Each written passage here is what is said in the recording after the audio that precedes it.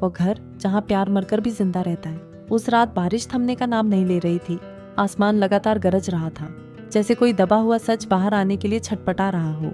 सड़क के दोनों ओर घने पेड़ खड़े थे, जिनकी परछाइयां कार की हेडलाइट में अजीब शक्लें बना रही थीं। अयान चुपचाप गाड़ी चला रहा था।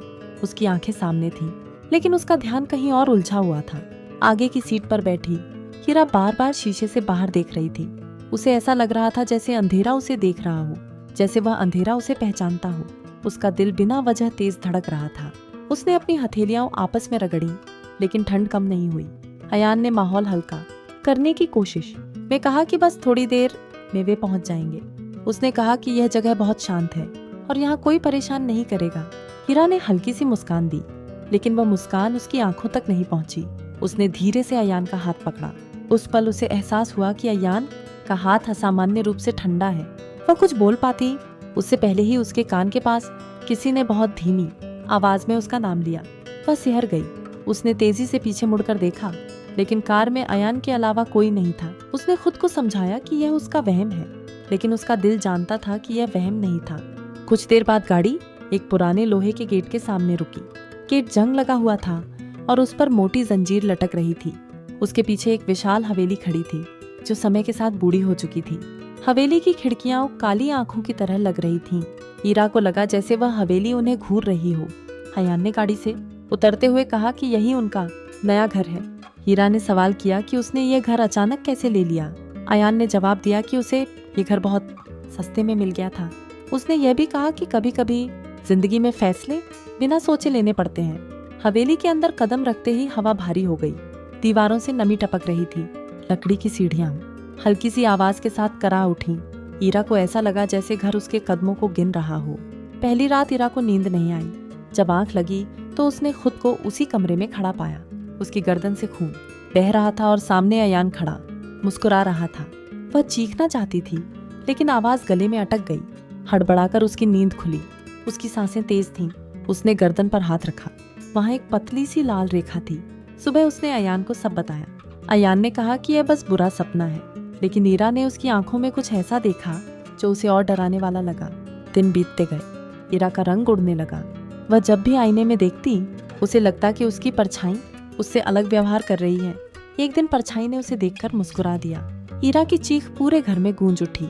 उस रात उसे एक पुरानी अलमारी मिली। अलमारी के अंदर एक डायरी थी। डायरी के पन्ने लाल स्याही से लिखे थे। पहले पन्ने पर एक नाम था, हीरा। उसका दिल जोर से धड़क उठा। डायरी में लिखा था कि ये घर प्यार मांगता है, और जब प्यार पूरा हो जाता है तो ये जान ले लेता है। हीरा ने डायरी बंद कर दी। उसने अयान को पुकारा, लेकिन पूरे घर में सिर्फ सन्नाटा था। उसी सन्नाटे में दीवार से आवाज आई, तुम भी वही करोगी? हीरा की आंखों से आंसू बह निकले। अब उसे यकीन हो चुका था कि ये घर सिर्फ घर नहीं है, और यहीं से उसकी जिंदगी का वह मोड़ शुरू हुआ जहाँ प्यार और डर एक दूसरे में घुलने लगे। हीरा पूरी रात सो नहीं पाई। डायरी उसके सिरहाने रखी थी, जैसे कोई उसे बार बार याद दिला रहा हो कि अब पीछे लौटना संभव नहीं है। हवा बार बार कमरे का दरवाजा हिला रही थी, जबकि कोई खिड़की खुली नहीं थी। हर झोंके के साथ ऐसा लगता था जैसे कोई सांस ले रहा हो। सुबह जब हीरा की आंख खुली तो अयान कमरे में नहीं था। उसने पूरे घर में उसे ढूंढा, लेकिन सिर्फ सीढ़ियों की चरमराहट सुनाई देती रही। रसोई में शीशे के ऊपर उंगलियों के निशान बने हुए थे, जैसे किसी ने गीले हाथों से उसे छुआ हो। हीरा ने डायरी फिर से खोली। इस बार लिखावट बदली हुई थी। अब शब्द ज्यादा गहरे और भारी लग रहे थे। डायरी में लिखा था कि यह घर प्यार से बनता है और प्यार से ही जिंदा रहता है। हर वो इंसान जो इस घर में सच्चा प्यार लेकर आता है, घर उसे अपना बना लेता है, और जब प्यार कमजोर पड़ता है तो घर अपनी कीमत वसूल करता है। हीरा को महसूस हुआ कि यह सिर्फ कहानी नहीं थी, यह चेतावनी थी।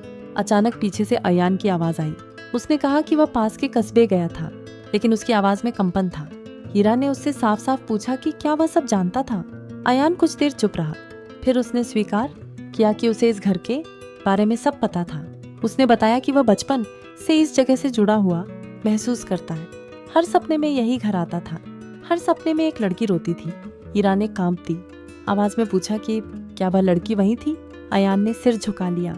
उसी पल दीवार पर खून से लिखा उभर आया, अब बहुत देर हो चुकी है। हीरा चीख पड़ी। घर जैसे हंस रहा था। रात होते ही घर का तापमान गिर गया।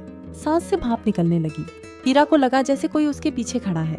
उसने मुड़कर देखा, वहां वही लड़की खड़ी थी जो हूबहू उसी जैसी दिखती थी। उस लड़की ने कहा कि वह इस घर की पहली ईरा थी। उसने कहा कि उसने भी प्यार किया था और उसने भी भरोसा किया था। ईरा समझ चुकी थी कि वह अकेली नहीं है, वह बस अगली थी। घर अब पूरी तरह बदल चुका था। दिन में भी अंधेरा रहता था, घड़ियां चलना बंद हो चुकी थीं। ईरा ने जाना कि समय इस घर में रुक जाता है। ये घर हर कहानी को एक ही मोड़ पर लाकर रोक देता है। अयान ने बताया कि हर बार वह कोशिश करता है कि कहानी बदले। हर बार वह सोचता है कि इस बार प्यार जीत जाएगा, लेकिन हर बार वही अंत होता है। ईरा को एहसास हुआ कि अयान खुद भी कैद है, वह इस घर का कैदी है। बेसमेंट में दीवारों पर दर्जनों नाम लिखे थे। हर नाम के साथ एक तारीख थी, हर नाम एक ईरा था। ईरा की आंखों के सामने अंधेरा छा गया। उस रात घर ने उससे फैसला मांगा, या तो वह मरे और कहानी दोहराई जाए, या फिर वह नियम तोड़े। अयान टूट चुका था। उसने कहा कि वह ईरा के बिना नहीं रह सकता। उसकी यह बात प्यार कम और जिद ज्यादा लग रही थी। ईरा ने पहली बार महसूस किया कि सच्चा प्यार आजाद करता है और जो बांधता है वह सिर पर डर होता है। घर ने चीख कर कहा कि वह भाग नहीं सकती। दीवारें सिमटने लगीं। ईरा ने डायरी के पन्ने एक एक कर जलाने शुरू किए। हर पन्ने के साथ घर कांपता रहा। एक परछाई ने उसका हाथ पकड़ लिया। वह परछाई अयान की थी, लेकिन उसकी आंखों में इंसानियत नहीं थी। आखिरी पन्ना जलते ही घर पागल हो गया। छत से खून टपकने लगा, सीढ़ियां टूटने लगी। ईरा ने चाकू उठाया, लेकिन उसने खुद को मारने के लिए नहीं उठाया। उसने अपने हाथ की हथेली काटी। खून फर्श पर गिरा। घर अचानक शांत हो गया। ईरा ने खून से दीवार पर लिखा कि प्यार कुर्बानी नहीं मांगता। घर जोर से दहाड़ा। अयान ने उसे रोका। उसने कहा कि अगर घर टूटा तो वह भी खत्म हो जाएगा। ईरा ने पहली बार उसकी आंखों में डर देखा।